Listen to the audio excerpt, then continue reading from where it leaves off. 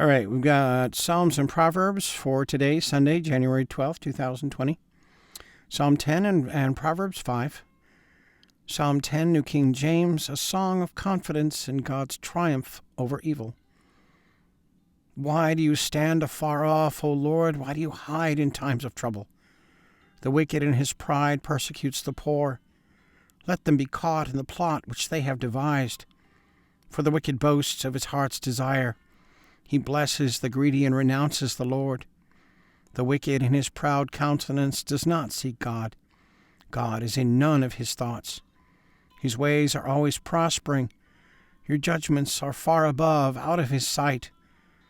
And for all of his enemies, he sneers at them. He has said in his heart, I shall not be moved. I shall never be in adversity. His mouth is full of cursing and deceit and oppression. Under his tongue is trouble and iniquity. He sits in the lurking places of the villages. In the secret places he murders the innocent.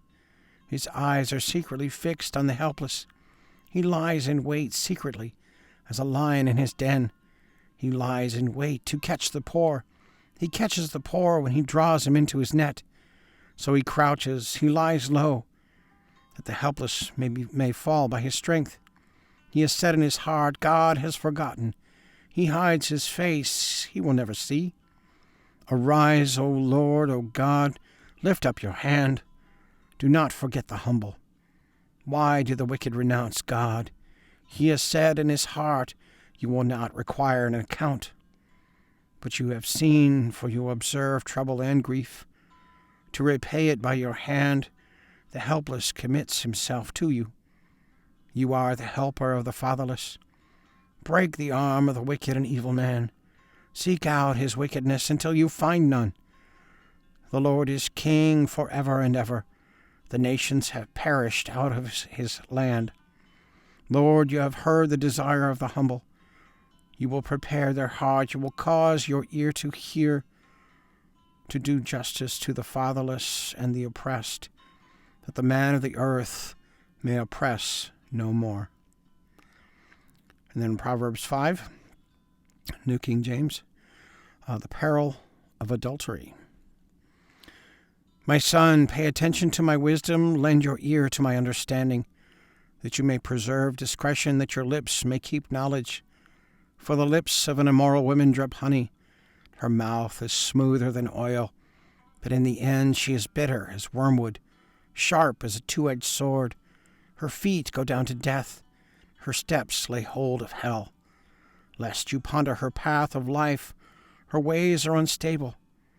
You do not know them. Therefore hear me now, my children. Do not depart from the words of my mouth. Remove your way far from her, and do not go near the door of her house, lest you give your honor to others, your years to the cruel one. Lest aliens be filled with your wealth, and your labors go to the house of a foreigner.